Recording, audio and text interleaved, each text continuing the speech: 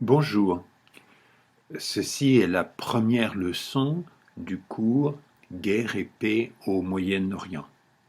Je m'appelle Jean-Pierre Derrienic, je vous souhaite la bienvenue dans ce cours. Dans cette première leçon d'introduction, je vais vous présenter rapidement la matière que nous allons traiter dans ce cours et dans une deuxième partie de mon exposé, de façon encore plus brève, je vous présenterai la façon dont nous allons fonctionner dans ce cours, la façon dont ce cours va être organisé. Pour définir la matière du cours, il faut commencer par se mettre d'accord sur la signification des mots Moyen-Orient. Il faut se mettre d'accord sur les limites dans l'espace de l'objet que nous allons étudier. On rencontre en français deux expressions, Proche-Orient, Moyen-Orient, qui sont quelquefois considérées comme synonymes et qui sont quelquefois considérées comme ayant un sens un peu différent. En anglais, on retrouve la même distinction entre Near East et Middle East. J'emploie uniquement Moyen-Orient parce que nous sommes au Canada et cette région du monde n'est pas proche de nous. Elle est peut-être proche de la France ou de l'Angleterre, elle n'est pas proche du Canada. Je trouve l'expression Moyen-Orient préférable. Cette expression n'a pas du tout toujours les mêmes limites. C'est un peu comme l'Europe centrale, on ne sait pas bien où ça commence et où ça finit, l'Europe centrale. C'est différent de l'Amérique centrale. L'Amérique centrale, on sait assez bien où ça commence. Ça commence au sud du Mexique et au nord-ouest de la Colombie. Et dans le cas de l'Europe centrale, la définition est plus floue. Dans le cas du Moyen-Orient, elle est encore plus floue. Vous pouvez trouver donc des ouvrages ou des articles, des textes pour lesquels le Moyen-Orient, ça désigne seulement Israël, le Liban, la Palestine, peut-être l'Irak. Il y en a d'autres pour qui le Moyen-Orient, c'est seulement l'Iran et l'Irak, et que Israël, la Palestine et le Liban, c'est le Proche-Orient et non pas le Moyen-Orient. Vous trouvez au contraire des ouvrages ou des articles dans lesquels le Moyen-Orient, c'est immense, ça commence au Maroc à l'ouest et ça se finit au Pakistan à l'est.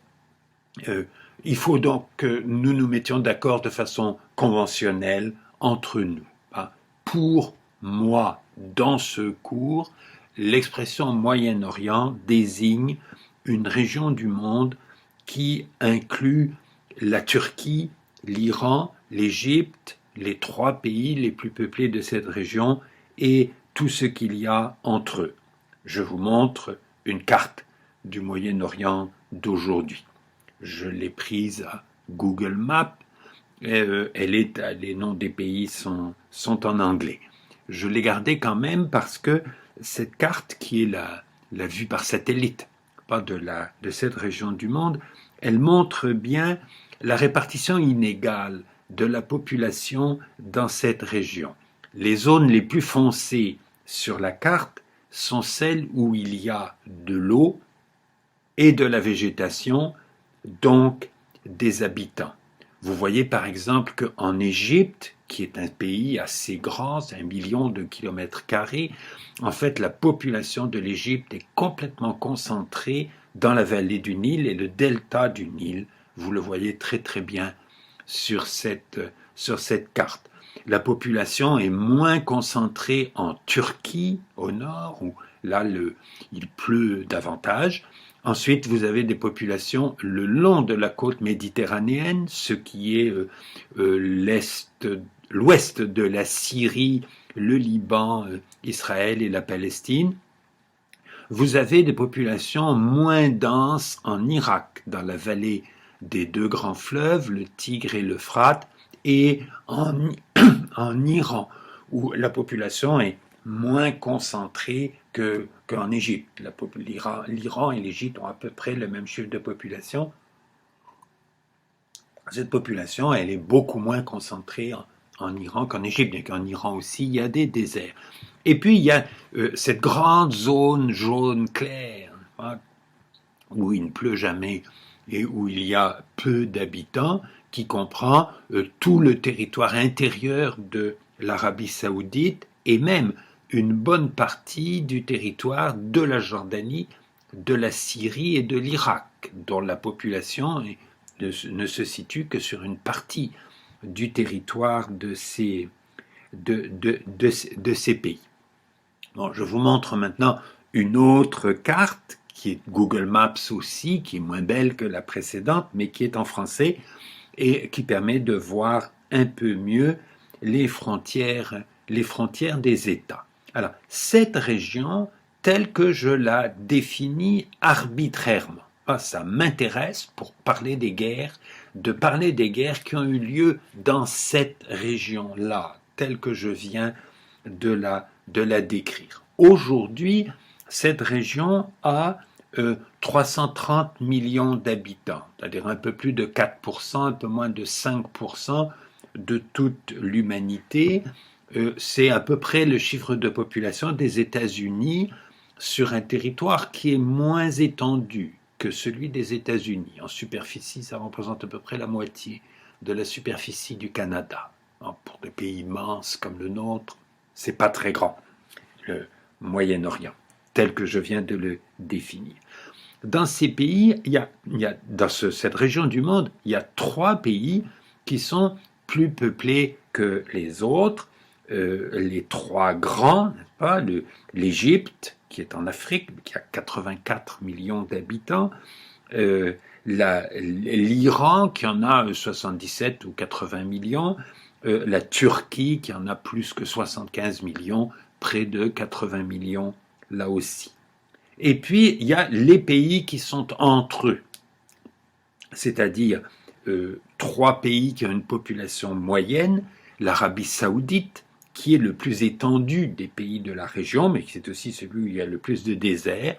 Il y a aujourd'hui 33 millions d'habitants. Cette population elle a augmenté énormément au cours de l'histoire récente à cause du développement de la production pétrolière et de la possibilité de créer des zones de peuplement. La population de l'Arabie saoudite, elle est un peu le long de la mer Rouge, dans la région des villes saintes musulmanes, la Mecque et Médine, et le port de Djeddah, qui est un pays de moyenne montagne, donc où il pleut un peu, et le reste de la population se trouve plus à l'est, proche du golfe Persique, parce que là, c'est là que se trouve la production pétrolière et que le pétrole, ça permet de faire de la désalination d'eau de mer, choses comme ça permet d'avoir une population dans un pays où, au début du XXe siècle, c'était à peu près complètement désertique. Donc, les pays de moyenne population, c'est l'Arabie saoudite, 33 millions,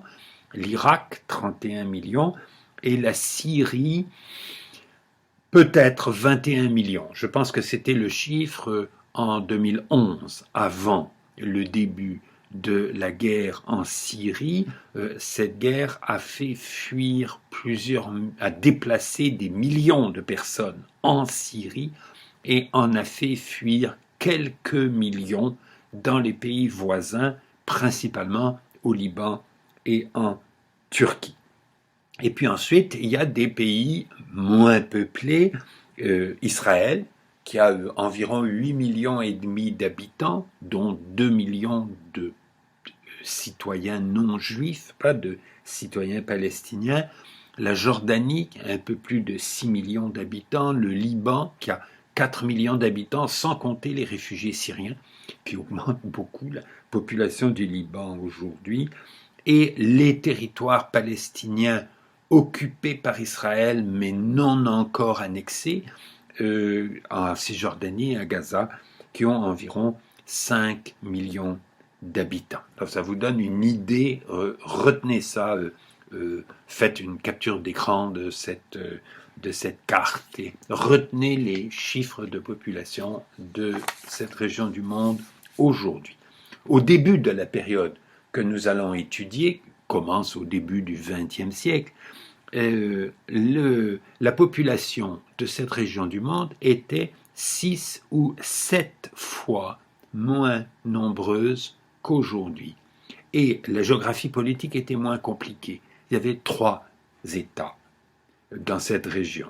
Il y avait l'Égypte, qui avait à l'époque 12 millions d'habitants, et elle en a 80 millions aujourd'hui, ou plus de 80 millions aujourd'hui. Vous imaginez la croissance démographique que ça a représenté au cours du XXe siècle. L'Égypte est, au début du XXe siècle, à partir de 1884, sous un protectorat britannique non déclaré.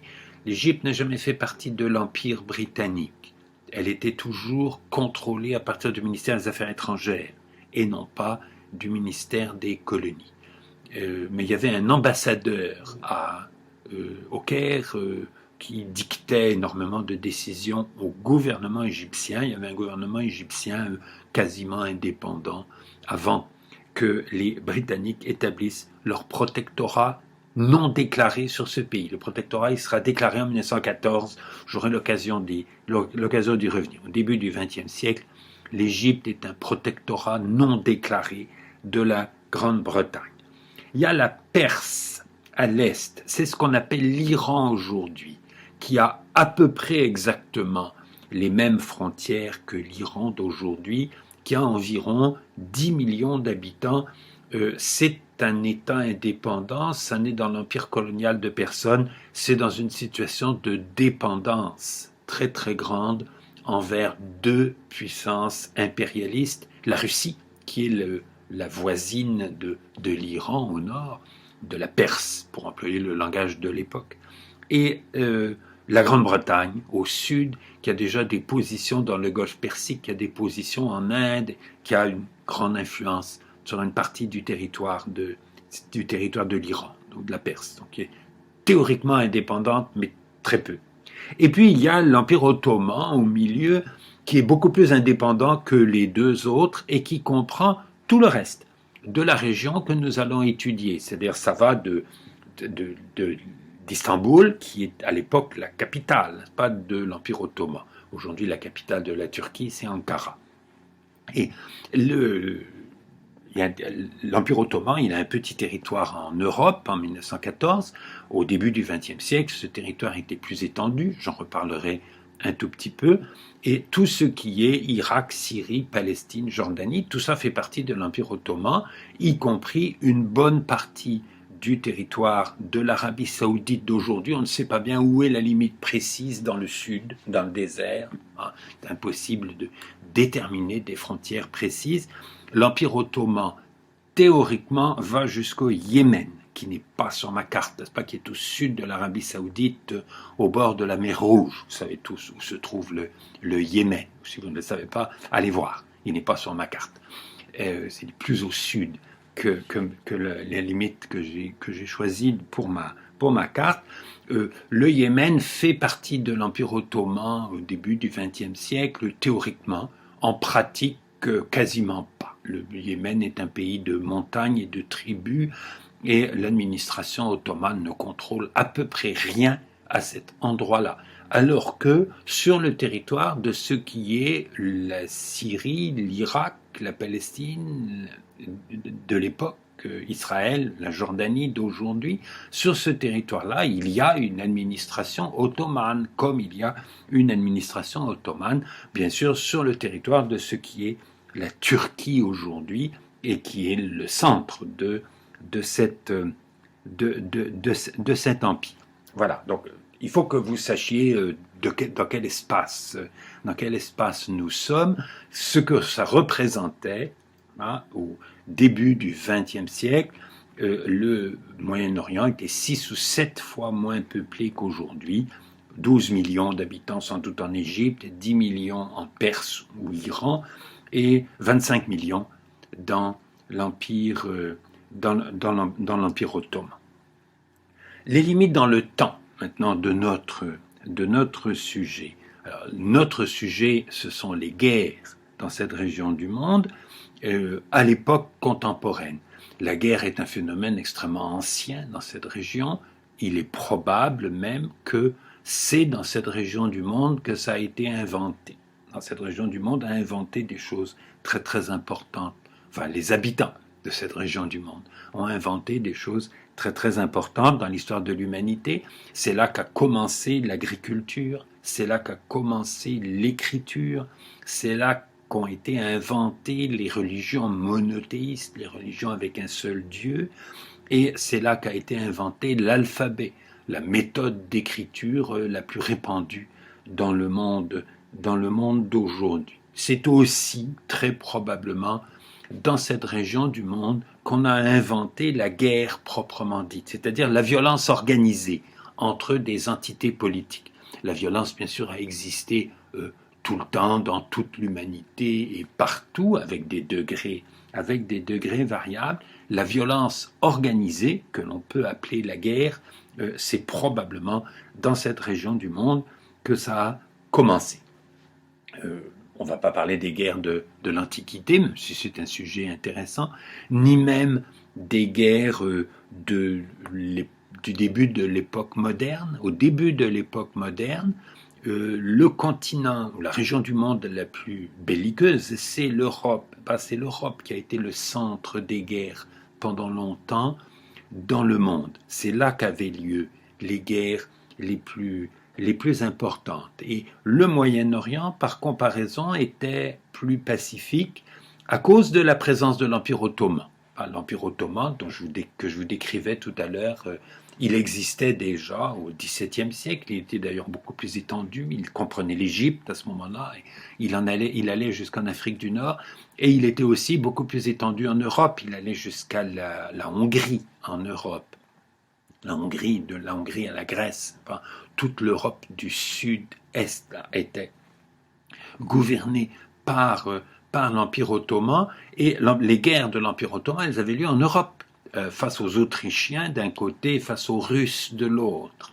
Le reste de l'Empire ottoman, il y avait sans doute énormément de brigandages, de conflits locaux entre les populations, etc. Je ne suis pas en train de vous dire que c'était un pays merveilleusement pacifique, mais il n'y avait pas de grande guerre. Il y avait un pouvoir impérial central, là, qui exerçait un certain contrôle sur le territoire. Ce contrôle, il se dégrade au cours du XIXe siècle, mais au cours du XIXe siècle, l'Empire ottoman recule beaucoup en Europe, perd une bonne partie de ses possessions en Europe, et son efficacité gouvernementale se dégrade sans doute sur une partie de son territoire en Asie. L'Égypte devient en pratique complètement indépendante de l'Empire ottoman au début du XXe siècle. Elle continue à en faire partie officiellement jusqu'en 1914. Mais le gouvernement d'Istanbul ne contrôle plus rien en Égypte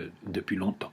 Au cours du XIXe siècle, il y a de nombreuses révoltes sur le territoire au cours du XIXe siècle, et il y a des guerres extérieures contre la Russie à répétition au XIXe siècle, qui est l'adversaire le plus dangereux pour l'Empire ottoman. J'aurai l'occasion d'y revenir une minute.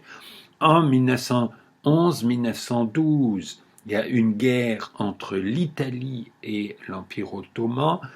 En Afrique, l'Italie conquiert ce qu'on appelle la Libye aujourd'hui, qui était encore une possession ottomane au début du XXe siècle. En 1912-1913, il y a les deux guerres balkaniques dont je reparlerai parce que d'une certaine façon, c'est le début de la Première Guerre mondiale au Moyen-Orient. Et en 1914, l'Empire ottoman entre dans la Première Guerre mondiale. Et c'est vraiment le début du cours, si vous voulez. Vous avez les 8 chapitres du plan de cours que vous avez reçu par courriel. Le premier de ces chapitres, et qui sera le plus long, va porter sur la Première Guerre mondiale. La Première Guerre mondiale est spécialement importante dans cette région du monde. La Première Guerre mondiale, en Europe, elle a duré 4 ans. en Europe de l'Ouest, en Europe centrale, elle a duré plus longtemps. Elle continue à y avoir des opérations militaires entre la Pologne et la Russie bolchevique, etc. C'est loin d'être stabilisé dès 1918. Dans le cas de l'Empire ottoman, la guerre mondiale proprement dite, elle dure de 1914 à 1918, comme pour l'Allemagne ou la France, mais elle avait en fait presque commencé en 1912 avec la première guerre balkanique, et elle ne se finira complètement qu'en 1922 avec la fin de la guerre gréco-turque. Donc en fait, c'est une période de guerre qui dure 10 ans dans cette région du monde. L'intensité des combats a été extrêmement grave. Le nombre de morts dus aux opérations militaires, dus à la répression contre certaines populations et dus à la misère générale, tout simplement. N'est-ce pas, les guerres font d'autant plus de victimes qu'elles ont lieu dans des pays pauvres, parce que les guerres sont une activité de gaspillage, et dans les pays très pauvres, les guerres entraînent des famines, entraînent des pénuries matérielles qui font périr un grand nombre de gens. Dans les 25 millions d'habitants qu'avait à peu près l'Empire ottoman en 1914, on ne peut évidemment pas avoir de chiffres précis sur la population à cette époque-là, il y a eu probablement 3 millions de morts dans cette période de guerre, peut-être davantage, ce qui est une proportion de morts énorme, beaucoup plus grave que les morts de la France ou de l'Allemagne dans la première guerre mondiale. Donc c'est une guerre qui entraîne un bouleversement démographique à cause des pertes, à cause des déplacements de population, des populations qui ont fui pour échapper au combat et qui n'ont pas pu revenir d'où elles étaient parties, des populations qui ont été expulsées, qui ont été chassées, qui ont été massacrées parfois en même temps qu'elles étaient déplacées ou chassées. Donc c'est un bouleversement très très important, c'est de loin la guerre la plus grave qui a eu lieu au Moyen-Orient depuis un peu plus d'un siècle. C'est aussi la plus importante politiquement, parce que c'est celle qui crée le cadre politique qui va être le cadre politique de toute l'histoire du Moyen-Orient jusqu'à aujourd'hui. On établit un nouveau découpage territorial qui est très proche de celui qui existe aujourd'hui et des nouveaux régimes politiques. Il va y avoir un nouvel État de Turquie avec sa capitale à Ankara, avec un régime politique complètement différent de ce qu'était l'Empire ottoman, avec une république en Turquie. Il va y avoir un nouveau régime politique en Iran, un changement de dynastie en Iran qui n'est pas une conséquence directe de la Première Guerre mondiale, mais qui a eu lieu juste après et qui en est quand même en partie la conséquence. Il y a des nouveaux États qui ne sont pas vraiment indépendants, mais qui se retrouvent dans des limites qu'on retrouve aujourd'hui. On retrouve l'Irak, la Syrie, le Liban, et la Palestine, qui deviendra ensuite Israël et les territoires palestiniens occupés, et la Transjordanie, qui est la Jordanie d'aujourd'hui.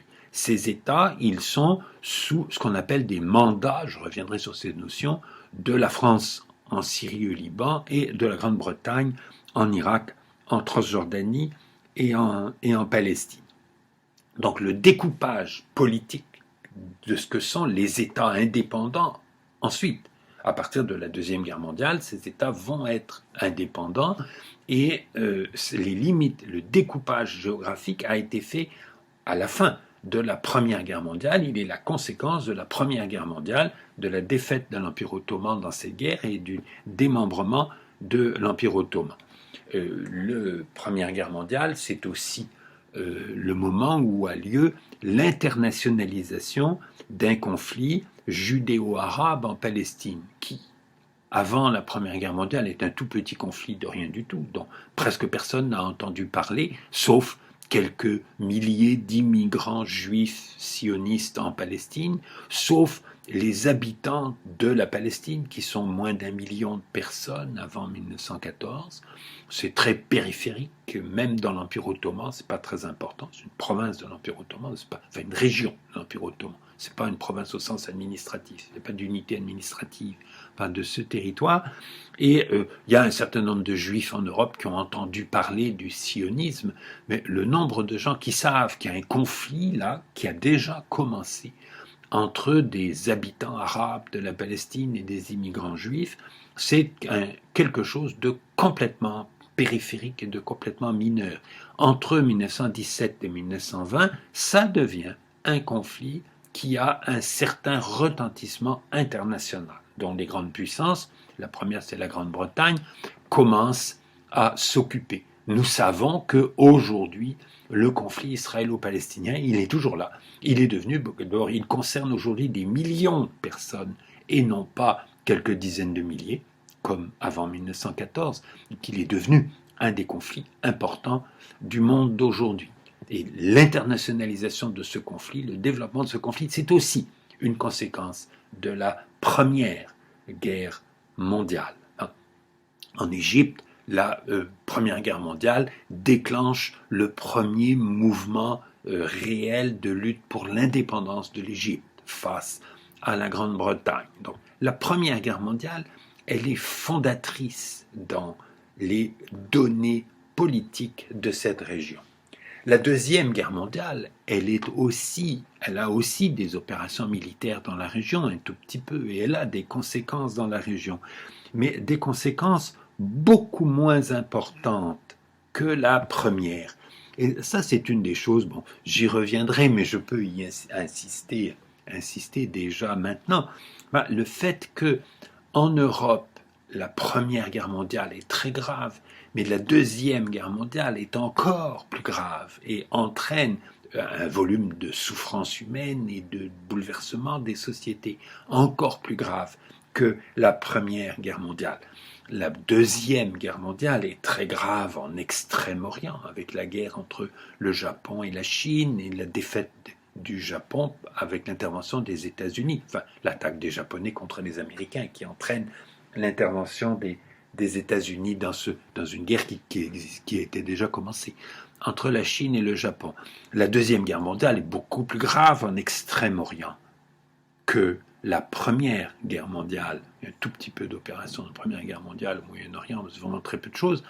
La Deuxième Guerre mondiale, c'est beaucoup plus grave. Au Moyen-Orient, c'est l'inverse. C'est la Première Guerre mondiale qui est extrêmement grave. C'est la Deuxième Guerre mondiale qui a des effets beaucoup plus limités dans la région. C'est intéressant pour nous de comprendre pourquoi et de voir quand même quels ont été ces effets. Il y a eu, la Deuxième Guerre mondiale a eu des effets au Moyen-Orient, mais beaucoup moins fondamentaux que la première, d'où la nécessité, pour comprendre les problèmes politiques du Moyen-Orient aujourd'hui, de remonter à la Première Guerre mondiale. Il n'y a jamais de commencement absolu dans l'histoire des humains, on peut toujours remonter plus loin, mais dans le cas du Moyen-Orient, il faut remonter à la Première Guerre mondiale. C'est là que se met en place toute une série des questions qui vont être très importantes ensuite pendant tout le XXe siècle et le sont encore aujourd'hui au début du XXIe. La troisième, même la deuxième guerre la plus grave du Moyen-Orient, la Deuxième Guerre mondiale n'étant pas très grave au Moyen-Orient, c'est la deuxième guerre la plus grave dans cette région, c'est la guerre entre l'Irak et l'Iran, qui a lieu entre 1980 et 1988. D'abord, c'est une guerre qui est très longue, qui dure 8 ans, qui a sans doute fait 1 million de morts, ce qui est beaucoup, ce qui est quand même moins que la Première Guerre mondiale, et dans des pays qui sont maintenant beaucoup plus peuplés. L'Irak et l'Iran sont beaucoup plus peuplés, représentent à eux deux 80 millions de personnes, comme ça au moment où a lieu cette guerre, c'est beaucoup plus que la population du Moyen-Orient, enfin même de l'Empire ottoman de 1914-1918. Cette guerre entre l'Irak et l'Iran, elle est intéressante parce que c'est une des 3 plus grandes petites guerres interétatiques du XXe siècle. Je m'explique. Il y a au XXe siècle 2 très grandes guerres. La première et la Deuxième Guerre mondiale. Et puis il y a un très grand nombre d'autres conflits qui sont rarement des guerres entre des États. Il y a des conflits très graves. La guerre du Vietnam, elle a lieu au Sud-Vietnam. C'est un peu une guerre entre les États-Unis et le Nord-Vietnam, mais l'essentiel des morts au Sud-Vietnam, c'est des morts de guerre civile. La même chose pour les conflits en Afghanistan. Donc il y a certains conflits en Afrique qui ont fait des nombres de morts très très importants. Si on prend les guerres purement interétatiques, qui ne sont pas devenues des guerres générales, qui sont restées des guerres limitées entre des États, avec des armées régulières. La guerre entre l'Irak et l'Iran, elle appartient à cette catégorie-là. Et je pense bien que au XXe siècle, la guerre interétatique, en dehors des 2 guerres mondiales, qui a fait le plus de morts, c'est la guerre de Corée. Enfin, la guerre entre les 2 Corées, et avec l'intervention des États-Unis et de la Chine. Des Nations Unies, principalement de soldats américains. Il y a eu aussi un peu de Canadiens, de Britanniques et de Turcs et d'autres qui ont combattu dans cette guerre. Donc c'est une guerre interétatique, sans aucun doute, la guerre de Corée, qui est celle qui a fait plus de morts que la guerre entre l'Irak et l'Iran.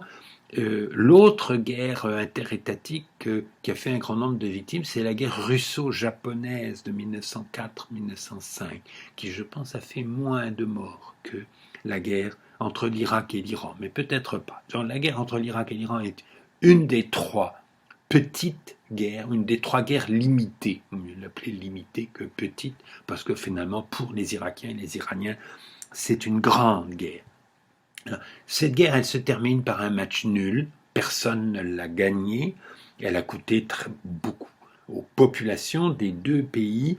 Elle a des conséquences politiques pour les événements suivants, entraînant une certaine forme de normalisation du régime politique iranien, mais que cette normalisation, elle continue à être très imparfaite jusqu'à aujourd'hui. Normalisation, je veux dire dans le fait que l'Iran se met qui est un régime révolutionnaire à ce moment-là, se met à avoir des relations plus normales avec plus de pays dans le monde. Et cette guerre va finalement, non pas pendant la guerre, mais après, favoriser une politique différente de l'Iran vis-à-vis du reste du monde. Et ça va expliquer au moins un peu l'aventurisme du régime irakien qui va conduire à certaines des guerres suivantes. Les autres guerres interétatiques de cette région du monde, ce sont les guerres israélo-arabes. Alors, les guerres israélo-arabes, elles sont une conséquence du conflit israélo-palestinien et elles prennent fin sans que le conflit israélo-palestinien prenne fin. Ces guerres israélo-arabes, elles durent très longtemps, mais sans opération militaire. Il y a des brèves explosions de combats, n'est-ce pas, en 1948, en 1956, en 1967, en 1973. Au total, ça fait beaucoup moins de morts que la guerre entre l'Irak et l'Iran, parce que ce sont des opérations militaires très intenses, mais très courtes. Et donc ça fait beaucoup moins de victimes. Mais le conflit, lui, est interminable et a des conséquences politiques très très importantes dans la région. Je vais faire 2 chapitres sur ces conflits, parce que le conflit israélo-palestinien ou israélo-arabe, il est vraiment passé par 3 phases. Une phase de conflit judéo-arabe en Palestine, avant l'établissement du mandat britannique et pendant le mandat britannique, disons jusqu'en 1948, où ce n'est pas un conflit interétatique.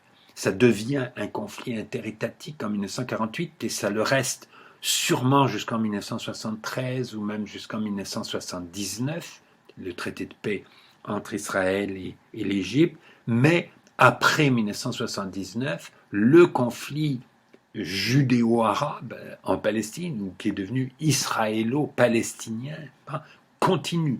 Et il continue jusqu'à aujourd'hui. Donc je ferai un chapitre qui sera assez long sur ces guerres, au pluriel, israélo-arabes avant 1979, et je ferai un autre chapitre sur la poursuite du conflit israélo-palestinien, qui n'est ni une guerre interétatique, ni une guerre civile. C'est un conflit violent, avec des affrontements périodiques, notamment entre Gaza et l'État d'Israël proprement dit, et c'est un conflit tout à fait particulier qui se poursuit, qui a des conséquences importantes pour les personnes concernées et à cause de son retentissement international. Je voudrais faire une remarque ici, si certains d'entre vous ont suivi mon cours l'hiver dernier, la session d'hiver 2021, sur le conflit israélo-palestinien. Dans ce cours Guerre et paix au Moyen-Orient, inévitablement, je vais répéter des choses qui ont été dites dans le cours de l'hiver dernier. Le présent cours, Guerre et paix au Moyen-Orient, c'était pas celui que je voulais faire à cette session. Je voulais faire autre chose à cette session. On a insisté auprès de moi pour que je fasse Guerre et paix au Moyen-Orient. Pas eu tellement de choix. Et donc, il y aura des répétitions pour vous, mais il y aura beaucoup d'autres choses. Je vais parler beaucoup plus de la Turquie, du rôle de la Turquie dans les guerres. Je vais parler beaucoup la guerre entre l'Irak et l'Iran, je vais la traiter beaucoup plus complètement que dans le cours où j'ai fait allusion dans le cours de l'hiver dernier, mais ce n'était pas du tout mon sujet principal. Donc, s'il y a des répétitions, faut vous y attendre. Je n'y peux rien. Je pense qu'il aurait été mieux de laisser passer plus de temps entre le cours de l'hiver dernier et le cours de cet automne, parce qu'ils se recoupent, pas complètement, mais ils se recoupent un peu. Et pour moi, c'est mauvais, parce que l'impression de répéter les mêmes choses, c'est un peu désagréable. Ça peut être désagréable aussi pour vous. Ça peut être utile si c'est un sujet qui vous intéresse beaucoup et si ça vous permet d'y revenir ou d'y réfléchir de nouveau. Bon, c'est votre décision. C'est pas ma décision de faire ce cours à cette session et c'est votre décision de le suivre. Donc, ne vous plaignez pas. Si vous avez l'impression que dans certains chapitres, je me répète, par rapport à des choses que vous avez déjà entendues l'hiver dernier. Il y aura aussi un chapitre sur les guerres du Liban. Le Liban a fait une petite guerre civile en 1958, qui est extrêmement intéressante à étudier pour comprendre la grande guerre civile, qui aura lieu entre 1975 et 90. En fait, elle était commencée un peu avant 1975 et elle n'est pas complètement terminée. En 1990, d'une certaine façon, le Liban continue à être en situation de post-guerre civile et de difficultés internes très très très graves jusqu'à aujourd'hui. Ensuite, il y a d'autres guerres interétatiques qui sont les guerres des États-Unis contre l'Irak. Alors, en 1991, les États-Unis, avec un certain nombre d'alliés, dont des Canadiens, ont fait la guerre à l'Irak. Cette guerre était déclenchée par un conflit entre des États arabes. L'Irak avait envahi le Koweït. L'Arabie saoudite se sentait menacée par l'occupation du Koweït par l'Irak et l'Arabie saoudite a supplié les Américains de venir les aider. Les Saoudiens ont supplié les Américains de venir les aider et les Américains ont accepté de le faire à condition de prendre la direction des opérations. Donc c'est une guerre dirigée par les États-Unis principalement contre l'Irak à partir d'un conflit qui est un conflit entre États arabes. En 2003, les États-Unis vont faire une nouvelle guerre à l'Irak, alors cette fois complètement de leur propre initiative. Nous allons parler de ces deux guerres et de leurs conséquences. Parmi les conséquences de ces deux guerres, il y a ce dont je vais parler dans le 8e chapitre dans le 8e chapitre du cours ce que j'appelle les guerres civiles internationalisées en Syrie et en Irak. Il y a des aspects de guerre civile, évidemment, dans ce qui se passe en Syrie. Il y a perpétuellement des gens qui disent « oui, mais il y a des interventions étrangères, donc en fait, ce n'est pas vraiment une guerre civile ». C'est le cas de presque toutes les guerres. C'est très rare, les guerres civiles, dans lesquelles il n'y a pas d'intervention étrangère. Les interventions étrangères sont plus ou moins intenses et exercent une influence plus ou moins grande sur le déroulement des événements. Mais les guerres civiles qui ne sont pas du tout internationalisées, c'est très rare. Dans le cas de la Syrie et de l'Irak, il y a évidemment une importance très très grande des interventions extérieures dans ces deux conflits et du fait qu'ils interagissent l'un sur l'autre, et que nous verrons la façon dont les choses se passent quand nous serons rendus là dans ce cours. Une de mes préoccupations en faisant ce cours, c'est d'essayer de savoir ce qu'il faut penser des interventions étrangères dans cette région du monde. Les analyses ou plus souvent les commentaires politiques ou journalistiques sur les conflits dans la région du monde se situent entre deux tendances extrêmes. Il y a une tendance de tout expliquer par la spécificité culturelle de cette région, souvent la spécificité religieuse, de dire ce sont les religions qui sont le problème, qui rend spécialement belliqueuse au XXe siècle ou jusqu'à aujourd'hui cette région du monde, soit parce que ça les rend spécialement belliqueux, soit parce que ça rend leur gouvernement spécialement incompétent ou inefficace. Et que c'est pour ça qu'il y a tellement de guerres dans cette région. La deuxième tendance, c'est de tout expliquer par les interventions étrangères. Pas de dire c'est les grandes puissances qui sont les responsables de tout. C'est elles qui ont morcelé la région, qui ont tracé les frontières, qui ont encouragé ce phénomène de l'immigration juive et ensuite la création de l'État d'Israël, que c'est le calcul des grandes puissances, soit par ambition stratégique, soit à cause du pétrole. Il y a eu au cours du XXe siècle, il y a encore aujourd'hui d'une certaine façon, deux enjeux très importants pour la politique mondiale dans cette région du monde.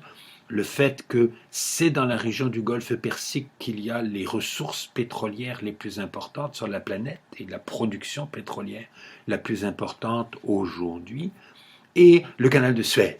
Le canal de Suez qui est une voie de navigation complètement essentielle pour le trafic commercial mondial et qui, en temps de guerre, dans le cas des deux guerres mondiales, a été un enjeu stratégique absolument essentiel dans le conflit. Donc, on peut dire, voilà, ça a tellement d'importance pour les grandes puissances que ce sont les grandes puissances qui sont les manipulatrices des conflits dans cette région. Alors, il est clair que les deux types de facteurs ont eu un rôle dans l'explication des conflits dans cette région. Et une des questions que je vais me poser perpétuellement et qui, politiquement, je trouve, est la plus intéressante pour nous, c'est la question de comment évaluer ces interventions. Et je pense qu'il faut les évaluer selon les conséquences qu'elles ont eues d'abord pour les habitants des pays où a lieu l'intervention et aussi quelquefois pour le pays qui intervient, et les conséquences que ça peut avoir pour le pays qui est intervenu dans un pays d'un conflit de la région du Moyen-Orient. Et je vais insister là-dessus et j'y reviendrai. Il faut juger les politiques à leurs conséquences et non pas aux intentions des auteurs. Ça peut être utile de connaître les intentions des politiciens, soit de faire des suppositions, soit d'avoir des témoignages qui permettent de se faire une idée des buts que poursuivaient des décideurs politiques à un moment ou à un autre. Mais ça n'est pas le critère à partir duquel on doit évaluer est-ce qu'ils avaient raison ou pas. Ils avaient raison, si ça a eu des conséquences positives, nous verrons que ça arrive rarement, mais ça arrive. Des interventions extérieures qui ont des effets positifs pour les pays concernés. C'est beaucoup plus fréquent les interventions qui ont des effets négatifs pour les pays concernés et quelquefois qui se terminent par des échecs retentissants pour les pays qui tentent d'intervenir. Il y a ceux qui étaient sûrs de produire des conséquences catastrophiques. Je crois que peut-être certains d'entre vous savent un peu qu'est-ce qui s'est passé en 2003. J'ai toujours du mal à mesurer la jeunesse des gens auxquels je m'adresse. Pour moi, l'intervention américaine en 2003, c'est presque encore de l'actualité. La plupart d'entre vous, je pense, vous étiez des enfants très jeunes à ce moment-là. Et vous n'en avez pas de souvenir. Mais l'intervention américaine en Irak en 2003 est vraiment l'exemple typique de la catastrophe qui était complètement prévisible quand ça a été décidé, qui a été décidé quand même pour des raisons qui sont assez difficiles à éclaircir, d'ailleurs, du part des dirigeants, des décideurs américains. C'était clair que c'était voué à l'échec. Et ça a effectivement conduit à un échec extrêmement coûteux pour la population de l'Irak et même pour la population de certains des pays voisins. L'intervention des Français et des Britanniques contre l'Égypte en 1956 est un échec retentissant pour les Français et les Britanniques. Curieusement, ça a eu des gros avantages pour la sécurité de l'État d'Israël à l'époque et pour l'influence de l'Égypte par rapport au but du dirigeant égyptien de l'époque, en 1956. C'était évidemment pas le but des Britanniques et des Français d'aider Nasser à devenir le leader le plus prestigieux dans le monde arabe. Mais c'est le résultat que ça a eu. Donc il faut distinguer les intentions et les conséquences, et nous avons le droit de porter un jugement sur les conséquences et de se demander pourquoi dans certains cas ça donne le résultat espéré par ceux qui prennent les décisions, pourquoi dans certains cas ce résultat il est heureux ou malheureux pour les populations concernées, et pourquoi dans certains cas ça tourne complètement différemment de ce qui semblait être le projet de ceux qui ont mené cette intervention. Donc ce problème, nous allons le rencontrer à plusieurs reprises dans ce cours, et je dirais si ce cours a un objectif intellectuel, outre le fait que c'est bien de savoir qu'est-ce qui s'est passé et de comprendre qu'est-ce qui s'est passé dans cette région du monde, parce qu'elle continue à être une région instable et préoccupante pour la politique internationale, mais aussi pour réfléchir sur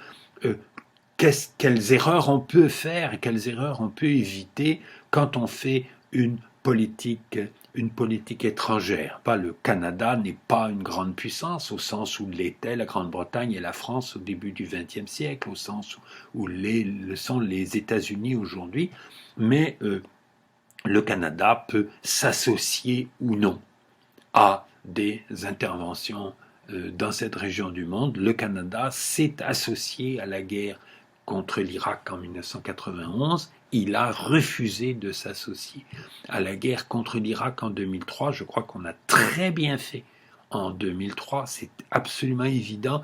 Est-ce qu'on a bien fait en 1991 ? Ça se discute. C'est moins évident qu'en 2003. Voilà, pour vous donner une idée de qu'est-ce que nous allons étudier dans ce cours et quelles questions nous allons nous poser.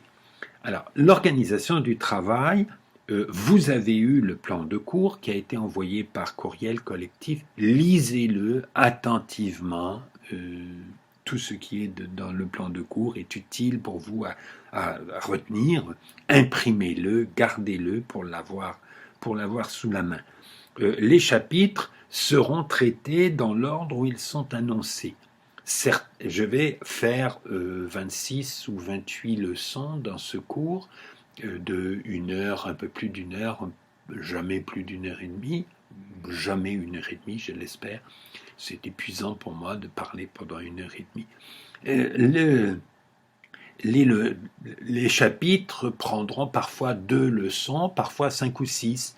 Il est clair, par exemple, que le chapitre sur la Première Guerre mondiale sera beaucoup plus long que le chapitre sur la Deuxième Guerre mondiale, pour des raisons que j'ai déjà évoquées dans mon panorama tout à l'heure des guerres dans cette région du monde.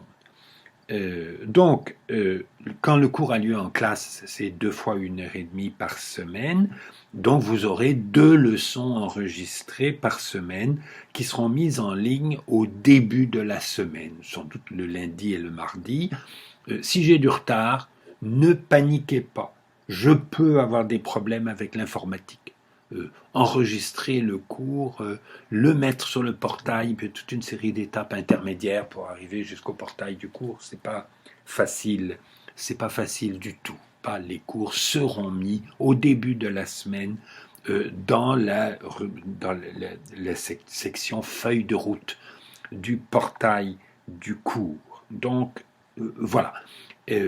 Vous allez les chercher à cet endroit-là. Le cours, il sera entièrement en ligne. Ça m'ennuie de le faire comme ça vous ennuie peut-être de le suivre comme ça. C'est la seule solution que j'ai trouvée. Il fallait que je fasse un horaire de cours au printemps. Je ne savais pas comment ça allait fonctionner au printemps. Je sais que je peux fonctionner comme ça. Les règles faites par l'université en fonction de l'épidémie et tout ça change tout le temps. Tout ça est assez compliqué. Ces leçons en ligne, elles sont austères. J'aimais bien être dans une salle de cours, c'est mieux de pouvoir dialoguer avec les étudiants. Si c'est fatigant pour vous, mais ça a des avantages. Ça me permet de corriger mes erreurs. Quand on parle, on fait des lapsus, on se trompe de mots, on se trompe de date. Avant de mettre une leçon en ligne, je la regarde de nouveau, évidemment. Et si je vois des erreurs, je mets une note de bas d'écran pour signaler l'erreur. Et il y a peut-être des erreurs que je ne vois pas, mais je pense qu'il en reste vraiment très peu. C'est cet avantage pour moi. Pour vous, c'est que vous pouvez regarder les leçons quand vous voulez. Et vous pouvez les regarder plusieurs fois. Pour mes cours de l'année dernière, on m'a fait quelquefois le reproche que mes cours c'est trop long, on a du mal à suivre pendant autant de temps. Vous pouvez arrêter un cours d'autre. Pas obligé d'écouter tout d'un coup. Si c'est trop long pour vous, 1h10 ou 1h15 ou 1h20, vous pouvez arrêter et puis reprendre. Vous avez une liberté dans la façon d'utiliser les leçons en ligne qui est beaucoup plus grande que pour un cours qui est donné dans une salle de cours. Autre chose que je veux vous dire sur la façon d'utiliser ces leçons, c'est prenez peu de notes. Ça, je le dis déjà quand je fais le cours dans la salle de cours. N'essayez pas de noter tout ce que je raconte. Parce que presque tout ce que je raconte, on peut le retrouver dans des livres. Vous n'avez pas besoin de noter tout ça pour le retenir. Ce qu'il faut faire en suivant un cours, dans la salle de cours ou en ligne, c'est faire attention, écouter et essayer de comprendre. Et quand on a compris, on retient. Essayer de retenir les choses sans comprendre, c'est perte de temps complète. Les choses qu'on a comprises, on les retient. Et les notes qu'on doit prendre, ce sont les notes non pas de ce que je dis, mais de ce qui vous passe par la tête pendant que vous m'écoutez. Tel fait dont vous n'aviez jamais entendu parler, tiens, ça, il va falloir que vous alliez vérifier ailleurs. De quoi il s'agit exactement. Telle idée, telle question, soit idée que j'ai présentée, soit une idée que vous avez en m'écoutant. Je dirais qu'après avoir écouté une leçon d'1 heure ou d'1 heure et quart, vous devriez avoir peut-être entre 5 et 12 lignes de notes, pas plus que ça, n'est-ce pas? Juste des mémentos pour vous, en écoutant, en faisant attention, vous avez un papier et vous dites tout d'un coup, tiens, ça, il faut que je le retienne. Éventuellement, il faut que vous reveniez réécouter la leçon pour voir si vous la comprenez bien sur ce point-là ou aller vérifier ailleurs. Il faut lire. On ne s'instruit pas en écoutant des cours dans une salle de cours ou en ligne. On s'instruit en réfléchissant et en lisant. C'est à la bibliothèque qu'on s'instruit à l'université Laval ou dans une université quelconque. Ce n'est pas dans les salles de cours. Donc, à chaque fois que quelque chose vous intéresse, ou que quelque chose vous intrigue, ou que quelque chose que vous ne comprenez pas, allez lire. Dans le plan de cours, je vous ai donné une bibliographie. Cette bibliographie, elle est déjà assez abondante et elle vous permet de vous occuper largement pendant toute la session. Vous ne manquerez pas de lecture et je n'espère pas que vous soyez capable de lire tout ça. Mais choisissez vous-même ce dont vous avez besoin, allez voir ces livres et utilisez-les lorsque vous vous posez des questions, lorsque vous êtes spécialement intéressé par des choses dont j'ai parlé dans le cours. Le cours, il est là pour vous donner envie de lire et pour vous guider vers les livres. C'est dans les livres qu'on s'instruit. C'est peut-être aussi sur Internet, mais je pense qu'il faut se méfier un peu des choses qu'on... Sur Internet, on ne trouve que les choses qu'on cherche. Quand on lit des livres, on trouve des quantités de choses qu'on ne cherchait pas. On va lire des livres pour chercher des choses et on en trouve d'autres, et on les trouve beaucoup plus dans leur contexte. Alors qu'aller rechercher de façon ponctuelle des informations sur Internet, je fais ça tout le temps, c'est très utile. Mais je sais ce que je vais chercher. Et il faut trouver les choses que je trouve sans les chercher. C'est dans les livres que je les trouve et non pas sur Internet. Donc j'insiste, lisez, c'est très important. J'espère que les leçons que je vous donne en ligne, elles sont utiles. J'espère qu'elles peuvent vous intéresser. J'espère qu'elles peuvent vous aider à comprendre certaines choses. Mais le but de ce cours n'est pas de retenir ce que je raconte. Et dans l'évaluation du cours, on ne va pas vous demander, je ne cherche pas à vérifier que vous avez retenu ce que j'ai dit. Ce n'est pas du tout ça le problème. Les travaux que je vais vous proposer de faire pour votre évaluation dans le cours, ils cherchent à vérifier que vous avez compris au moins un peu certaines questions importantes concernant les guerres au Moyen-Orient depuis un peu plus d'1 siècle. L'évaluation, elle porte sur la matière du cours, sur l'objet étudié dans le cours, et non pas sur ce que j'ai raconté, dans le cours. Pour répondre aux questions, vous pouvez avoir besoin de savoir plus de choses que ce que j'ai raconté dans la salle de cours. J'espère que ce que je raconte dans la salle de cours vous est utile, peut vous apprendre des choses ou vous aider à réfléchir. Je regrette de ne pas avoir une salle de cours dans laquelle je peux dialoguer davantage avec vous, mais on peut essayer de le faire quand même un peu. Vous pouvez me poser des questions par courriel. Dans le plan de cours, vous avez mon adresse courriel de l'université. Vous pouvez m'envoyer des courriels. S'il vous plaît, quand vous me posez des questions, rédigez-la convenablement. La grammaire n'a pas été inventée pour embêter les enfants des écoles. La grammaire a été inventée pour qu'on puisse se comprendre. J'ai parfois reçu des questions. On se demande qu'est-ce que ça veut dire. Rédigez convenablement vos questions pour que je puisse les comprendre et y répondre. J'y répondrai soit individuellement, quand la question est très intéressante pour l'ensemble du cours, j'enverrai la réponse à à tout le monde sans identifier qui m'a posé la question. Je dirais, voilà, on m'a posé telle question et je fais telle réponse que je peux envoyer à tout le monde. Je peux faire ça très facilement. Ou si la question est plus ne regarde pas les autres, je répondrai seulement à la personne qui m'a posé la question. Si je réponds pas du tout, ça veut dire que la réponse à la question, elle est dans le plan de cours et que c'est pas la peine de me la poser.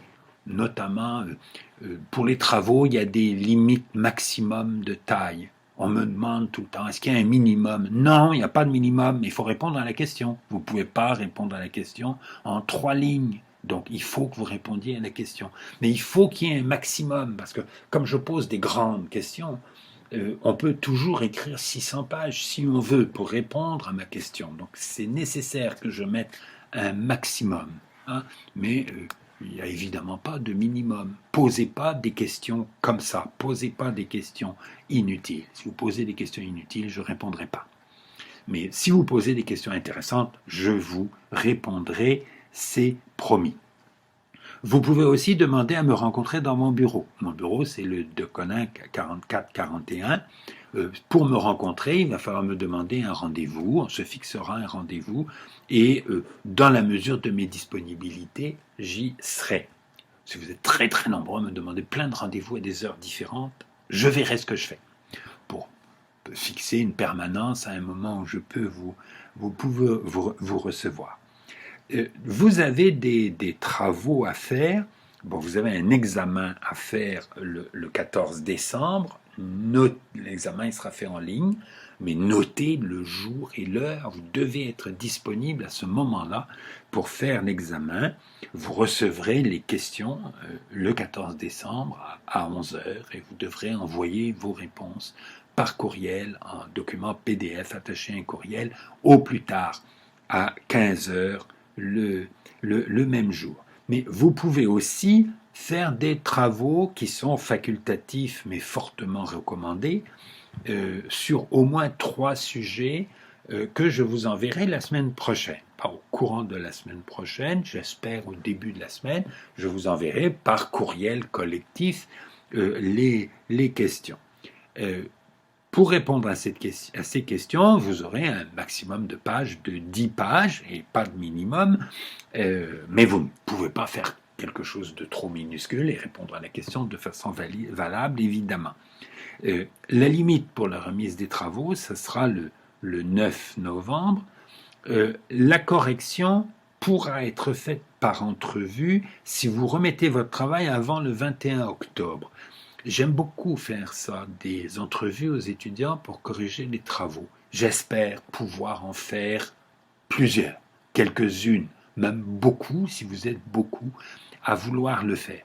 Ces entrevues, elles ne seront pas obligatoires. Vous remettez votre travail avant le 21 octobre, je vous propose un rendez-vous pour une entrevue où je vous pose des questions, vous m'expliquez ce que vous avez voulu faire, etc.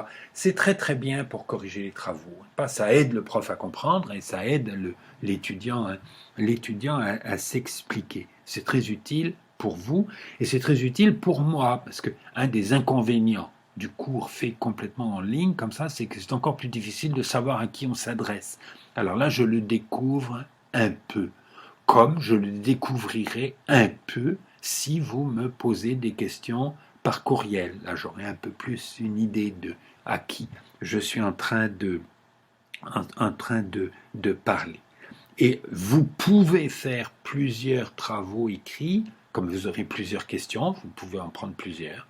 Si ce cours vous intéresse énormément, vous pouvez faire plusieurs travaux à condition que l'avant-dernier soit remis au plus tard le 21 octobre. C'est-à-dire, si vous en faites 2, le premier doit être fait avant le 21 octobre et le deuxième avant le 9 novembre. Si vous en faites 3, le premier doit être remis plus tôt, le deuxième avant le 21 octobre, le troisième avant le 9 novembre. Vous pouvez même en remettre 3 avant le 21 octobre. Vous pouvez en faire un seul et le remettre avant le 21 octobre et ne pas en faire d'autres ensuite, soit en faisant une entrevue après le 21 octobre, mais pour un travail remis avant le 21 octobre, soit en en en faisant un seul. Voilà, c'est à votre choix. Moi, je ne suis pas là pour vous obliger à travailler. Je suis là pour vous permettre de travailler. Ceux d'entre vous qui veulent consacrer énormément de temps dans ce cours, qui veulent me poser des questions par courriel, qui veulent me rencontrer dans mon bureau, qui veulent faire des travaux et être corrigés par entrevue, etc., ils peuvent travailler très très abondamment dans ce cours et je crois que je pourrai répondre à leurs demandes et ça sera intéressant pour moi, ça sera utile pour moi.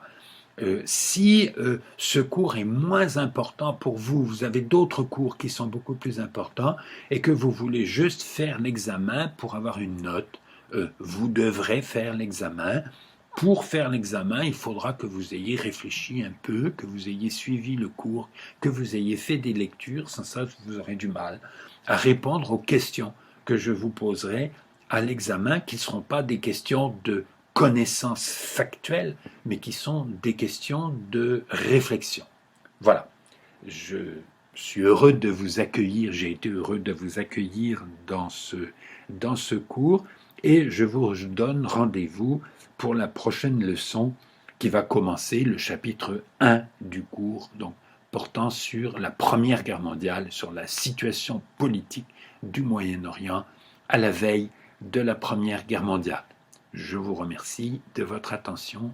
À bientôt.